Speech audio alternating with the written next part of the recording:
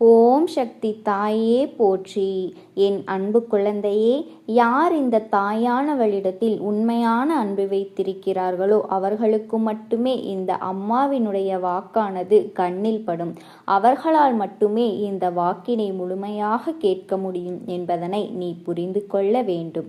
இந்த வாக்கினை நான் முழுமையாக கேட்கச் சொல்வதற்கு முக்கியமான காரணம் என்னவென்றால், என் பிள்ளைக்கு எதிராக சில பேர் சதி செய்து கொண்டிருக்கின்றார்கள். என் தங்க குழந்தையே, அந்த சதியானது வெற்றியடைய வேண்டும் என்று இந்த தாயானவளிடமே வந்து வழிகேட்டு நின்று கொண்டிருக்கின்றார்கள். என் தங்க பிள்ளைக்கா நீங்கள் சதி செய்கிறீர்கள்? அதுவும் என்னுடைய உதவி வேண்டும் என்றா கேட்கின்றீர்கள்? இதை அன்பு பிள்ளையிடம் நான் தெரிவிக்க வேண்டும் என்று நான் இன்று உன்னிடம் வந்து அனைத்து விஷயத்தையும் சொல்லி கொண்டிருக்கின்றேன். என் தங்கமே, இந்த பதிவினை நீ கேட்கின்றாய் என்றால் நிச்சயமாக முழுமையாக கேட்க வேண்டும். ஏனென்றால் என் தங்க குழந்தைக்கு கொஞ்சம் உஷாராக நீ இருக்க வேண்டும் அல்லவா? ஆபத்திலிருந்து நீ தப்பிக்க வேண்டும் அல்லவா? இன்னும் ஒரு வார காலகட்டத்தில் ஒரு சில நபர்கள் உன்னை தேடி வரலாம், அல்லது நீ வேலை செய்யக்கூடிய இடத்தில் ஒரு சிறு சிறு பிரச்சனைகள் ஏற்படலாம். அதிலிருந்து உன்னுடைய பதவியை விலக்கி அவர்கள் அந்த பதவியில் உட்கார திட்டம் தீட்டலாம், அல்லது உனக்கு செய்வினைகள் செய்து உன் வாயை கட்டி உனக்கு ஆபத்தான சில விஷயங்களை செய்யலாம். அதனால் என் தங்க குழந்தையே, உனக்கு பின்னால் சூழ்ச்சி நடக்கின்றது என்று நான் சொல்வதனை உன் இல்லத்தில் உடனடியாக நீ செய்துவிட வேண்டும். இப்பொழுது உன்னை எச்சரிக்கைப்படுத்துவதற்காகவும் நீ கவனமாக இருப்பதற்காகவும் நான் சொல்வதனை கேட்டு உன் இல்லத்தில் நீ இதை செய்துவிட்டால் இந்த பிரச்சனையிலிருந்து உனக்கு அத்தனையும் நீ காப்பாற்றி கொள்வாய் என்பதனை இன்று நீ மறந்துவிடாதே. அதனால் என் தங்கப்பிள்ளையே, காப்பாற்றுவதற்கு இந்த தாயானவள் நான் வந்திருக்கின்றேன். அதை கடைபிடிப்பது உன்னுடைய கடமை என்பதனை நீ மறந்துவிடாதே. இந்த அம்மாவினிடத்தில் வாக்கை முழுவதுமாக கேட்டு எது எந்த விஷயம் எப்படி எதை கடைபிடிக்க வேண்டும் என்பதனை நீ அனைத்தையும் தெரியப்படுத்த போகின்றேன் என் தங்க குழந்தையே. அதனால் இதனை நீ தைரியமாக கேட்க வேண்டும். ஒரு சில நபர்கள் உன் பின்னால் சூழ்ச்சி நடத்தி கொண்டிருக்கின்றார்கள். ஏனென்றால் அந்த நபர்கள் உன்னுடைய வேலையில் சில விஷயத்தை செய்து கொண்டே இருக்கிறார்கள். அந்த வேலையில் உன்னை அமர வைக்க விடாமல் அவர்கள் அந்த இடத்தை பிடிக்க வேண்டும் என்று கெட்ட எண்ணத்தோடு தெரிந்து கொண்டிருக்கின்றார்கள். ஒரு சில நபர்கள் உன் உறவை அவர்களினுடைய உறவாக மாற்ற வேண்டும் என்றும் காத்து கொண்டிருக்கின்றார்கள். உன்னுடைய வாழ்க்கையிலிருந்து முழுவதுமாக உன்னுடைய உறவினை நிரந்தரமாக பிரிக்க வேண்டும் என்றும் சூழ்ச்சி செய்து கொண்டிருக்கின்றார்கள். நீ காலமெல்லாம் கண்ணீர் சிந்த வேண்டும் என்றும் இனி சேர்ந்து வாழவே கூடாது என்றும் திட்டம் தீட்டிக் கொண்டிருக்கின்றார்கள். உன் வாழ்க்கை நன்றாகவே இருக்கக்கூடாது என்று நினைக்கின்றார்கள். இது போன்ற கொடும் செயல்களை எல்லாம் செய்யக்கூடிய நபர்கள் யார் தெரியுமா? உன்னோடு இருந்து கொண்டு உன்னுடைய பணத்தையும் சொத்தையும் அபகரிக்க வேண்டும் என்று சில சூழ்ச்சிகள் செய்கின்றார்கள். அது வேறு யாரும் அல்ல, உன்னுடைய உறவினர்கள் தான். உனக்கு அவர்கள் செய்வினைகளை செய்து கொண்டு உன் கதையை முடித்து விட்டால் அதன் பிறகு உன்னுடைய சொத்துக்களை அவர்கள் அனுபவிக்கலாம் என்று நினைத்து கொண்டிருக்கின்றார்கள். யாரேனும் காரணம் கேட்டால் நீண்ட நாட்கள் உடல்நிலை சரியில்லாமல் ஏதோ நோய்வாய்ப்பட்டு இறந்து விட்டார் என்று சப்பை கட்டி இருக்கிறார்கள். உன் கதையை முடிக்க பார்க்கின்றார்கள். என் தங்க குழந்தையை, இதில் எந்த விஷயம் உன் வாழ்க்கையில் நடந்தாலுமே கூட நீ கவனமாக இருக்க வேண்டும். ஏனென்றால் ஒரு சில நாட்களாகவே இந்த தாயானவளை நீ வணங்கி கொண்டு அவர்கள் வருகின்றார்கள். அதனால் ஏமாற்றுபவர்கள், துரோகம் செய்பவர்கள், கெடுதல் செய்பவர்கள் அனைவரையுமே உன் கண்ணில் நான் ஏற்கனவே காட்டி கொடுத்து கொண்டிருக்கின்றேன். அதனை நீ புரிந்து கொள்ள வேண்டும். அதனால் சில குழந்தைகள் இப்படியா எனக்கு துரோகம் செய்தாய் என்று அவர்களை எதிர்த்து நின்று போராடி கொண்டிருக்கின்றார்கள். இதை செய்துவிட்டாய் அல்லவா, இனி என் வாழ்க்கையில் நீ வேண்டாம், என் வாழ்க்கையில் நிரந்தரமாக என்னை விட்டு பிரிந்து சென்றுவிடு என்று என் குழந்தை ஆதங்கத்தில் அவர்களின் மீது வெறுப்பை காட்டிக் கொண்டிருக்கின்றாய்.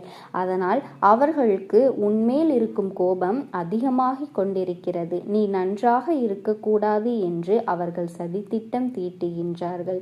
இந்த தாயானவள் தீயவர்களை எல்லாம் அடையாளம் காட்டி கொடுத்த பிறகு நீ அவர்களை அடையாளம் கண்டு உன்னுடைய வாழ்க்கையிலிருந்து இனி நிரந்தரமாக எந்த உறவும் வேண்டாம் என்று விரட்டி அவர்களுக்கு தண்டனை கொடுத்து விட்டாய் அல்லவா?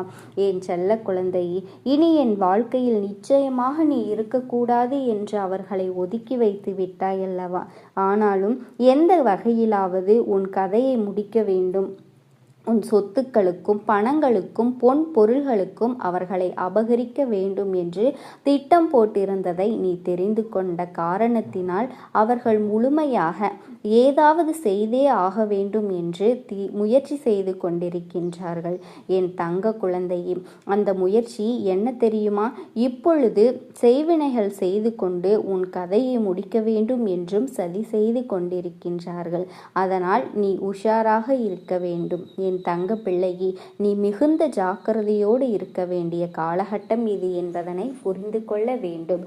உன் வாழ்க்கையில் நீ யாருக்கெல்லாம் தீய மனிதர்கள், கெட்ட எண்ணங்கள் கொண்டவர்கள் என்று தண்டனை கொடுத்து அனுப்பினாயோ அவர்களை எல்லாம் ஒரு நாளும் நம்பிவிடாதே. ஏனென்றால் அவர்கள்தான் ஒவ்வொரு நபர்களும் நல்ல நபர்கள் போல நாடகம் ஆடுவார்கள்.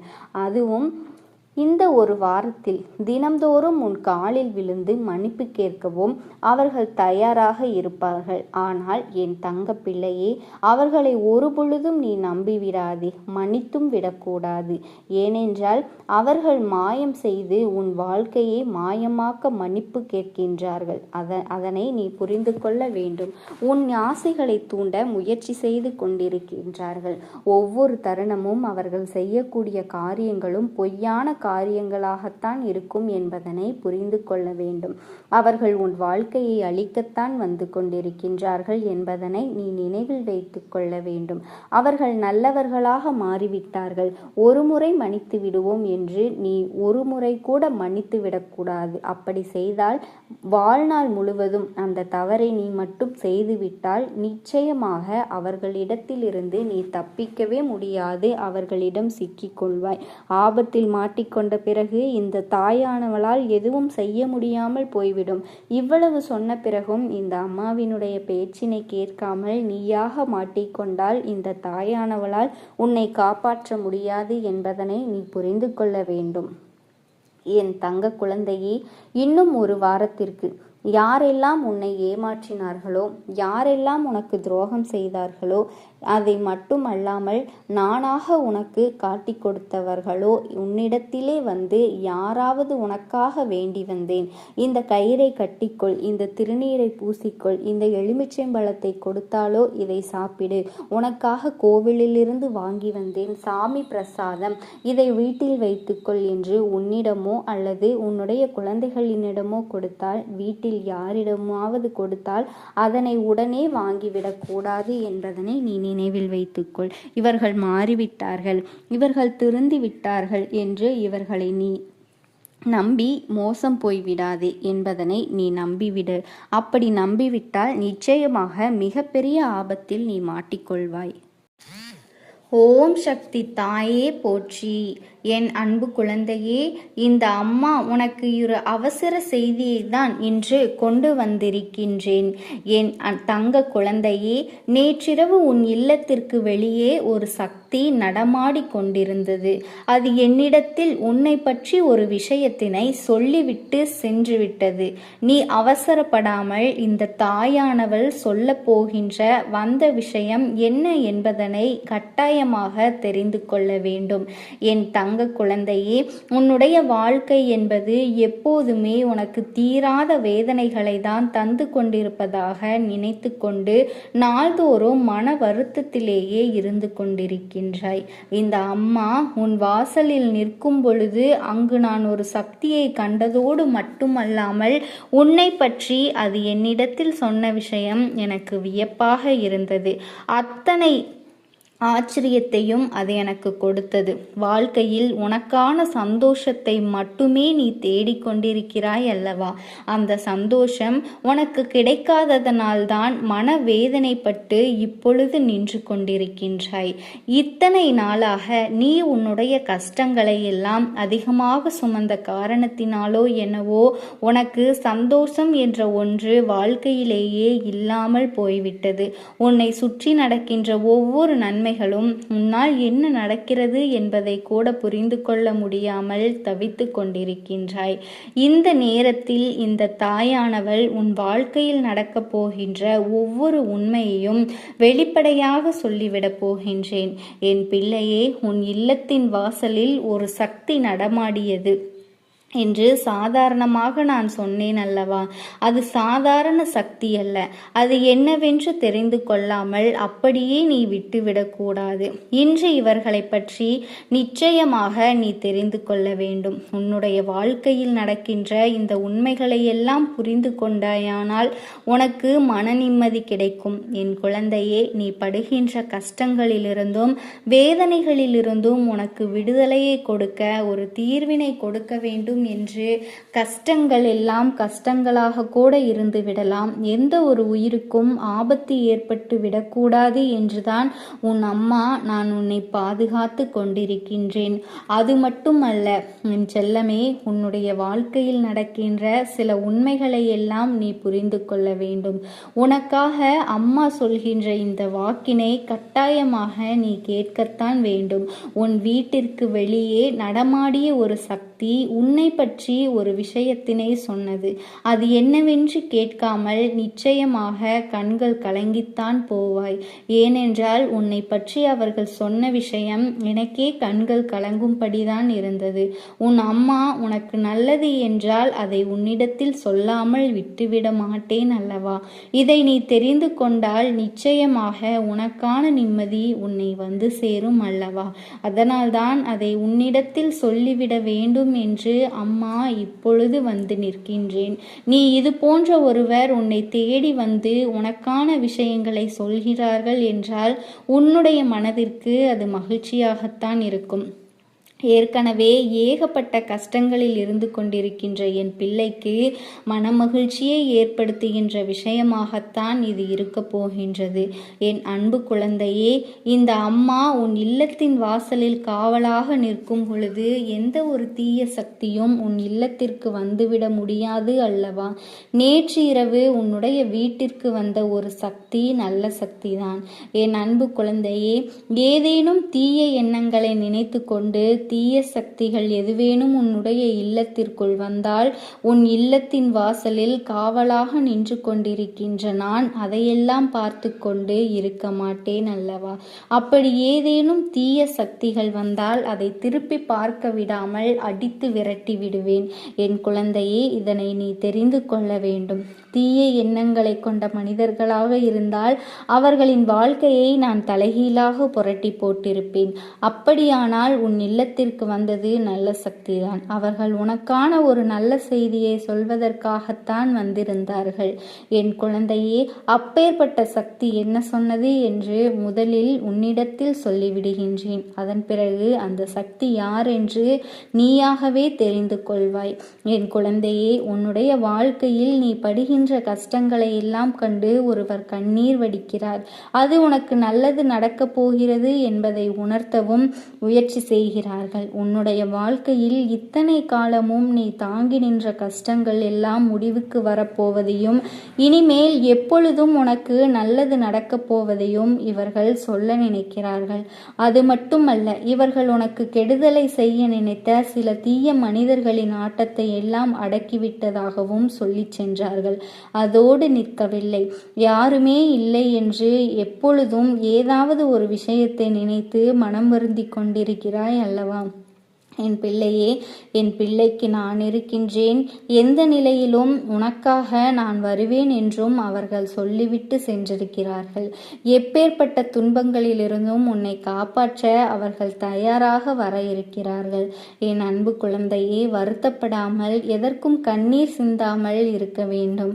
நீ சிந்திய கண்ணீர் துளிகளில் அவர்களின் மனம் ரணமாக மாறி கிடக்கின்றது. நீ எப்பொழுது சிரிக்கின்றாயோ அப்பொழுதுதான் அவர்களும் மனதார சிரிப்பார்கள். அப்பேற்பட்ட ஒருவர் உன் வாழ்க்கையில் உனக்கு கிடைத்திருக்கிறார்கள் என்றால் அவர்களை பற்றி நீ இப்பொழுது தெரிந்திருக்க வேண்டும். அப்படிப்பட்டவர் ஒருவர் இருக்கிறாரா? அவர் யார் என்று தெரிந்து கொள்ள ஆவலாக இருக்கிறேன் என்று கேட்கின்றாய் அல்லவா? என் செல்லமே, அது வேறு யாரும் இல்லை, உன்னுடைய குலதெய்வம்தான். என் குழந்தையே, குலதெய்வம் உன் வீட்டின் வாசலுக்கு வந்து சென்றது. குலதெய்வத்தின் பெயர் தெரியாமல், குலதெய்வம் எங்கே இருக்கின்றது என்று தெரியாமல் வருத்தப்படுகின்ற என் பிள்ளையானால் இன்று ஒரு விஷயத்தை நீ தெரிந்து கொள். நேற்று இரவு உன் இல்லத்திற்கு குலதெய்வம் வந்ததும் உண்மை, உனக்காக வருத்தப்பட்டதும் உண்மை. அதனால் அவர்கள் உனக்கு நல்லதை நடத்தி கொடுப்பேன் என்று வாக்குறுதிகள் கொடுத்ததும் உண்மை. என் குழந்தையே, உன்னுடைய குலதெய்வத்தை அறிந்தும் இருக்கலாம், அறியாமலும் இருக்கலாம். என் அன்பு குழந்தையே, குலதெய்வங்களை நீயாக மறந்திருந்தாலும் உன்னை ஒருபொழுதும் குலதெய்வங்கள் மறப்பது இல்லை, உங்களை கைவிட்டு விடுவதும் இல்லை. அதனால் மன தைரியத்தோடு இரு என் தங்க பிள்ளையே. உனக்காகவும் உன்னுடைய நன்மைக்காகவும் உன்னுடைய நல்ல விஷயங்களுக்காகவும் உன் கண்ணீருக்காகவும் உன்னுடைய கஷ்டத்திற்காகவும் உன்னுடைய உறவுகள் யாருமே உதவ வரவில்லை என்றாலும் கூட இந்த தாயானவள் நான் இருக்கின்றேன், என்னை நீ முழுமையாக நம்பு, உனக்கு நான் உதவி செய்ய வருவேன் என்று நம்ப வேண்டும். எனக்காக நீ இந்த அம்மா செல்வது போல இந்த ஒரு வாரம் நிச்சயமாக நீ கடைபிடித்து விட்டால் நீ வேண்டியது அத்தனையுமே உனக்கு நான் நிறைவேற்றி கொடுப்பேன் என்பதில் எந்த ஒரு மாற்று கருத்தும் இல்லை. என் குழந்தையே, அதை செய்வதற்கு நீ தயாராக இரு. என் குழந்தையே, எந்த ஒரு விஷயத்திலும் தன்னம்பிக்கையை கைவிட்டு விடாதே. பிரார்த்தனைகளை மட்டும் செய்துவிடு. என்னிடம் மனமுருகி நீ நினைத்த அத்தனையும் நான் உனக்காக கொடுத்து விடுவேன். ஆனால் அழுது கொண்டு எந்த ஒரு விஷயத்தையும் எந்த ஒரு காரியத்தையும் நீ செய்யக்கூடாது. நீ செய்ய நினைப்பதை இந்த தாயானவளை மனதில் வைத்து கொண்டு தைரியமாக செய். என் தங்க பிள்ளையே, இதை மட்டும் நீ செய்துவிட்டால் போதும். உன் வாழ்க்கையில் இருக்கும் அனைத்து பிரச்சனைகளையும் நான் தீர்த்து கொடுப்பேன். ஆனால் எதை நினைத்தும் நீ வருத்தப்படக்கூடாது. அதை வேண்டிய அவசியமே இல்லை. இந்த தாயானவளை நினைத்து கொண்டு எப்பொழுதுமே சந்தோஷமாகவும் அமைதியாகவும் நிம்மதியோடும் இருக்க வேண்டும். இனி எத்தனை கஷ்டங்கள் வந்தாலும் எத்தனை துயரங்கள் வந்தாலும் அதையெல்லாம் எளிமையாக கடந்து வரவும் ஜெயித்து வரவும் அத்தனை திறன்களையும் நான் உனக்கு கொடுக்க போகின்றேன். உன் வாழ்க்கையில் உனக்கு மிகப்பெரிய நம்பிக்கையையும் துணிச்சலையும் தைரியத்தையும் இந்த தாயானவள் கொண்டு வந்து கொடுக்க போகின்றேன். அது மட்டும் அல்ல, நீ இன்னொரு விஷயத்தையும் உனக்குள் பழகிக்கொள்ள வேண்டும். அது என்ன தெரியுமா? உன்னிடத்திலே புன்னகையும் மௌனத்தையும் எப்பொழுதுமே நீ வைத்திருக்க வேண்டும்.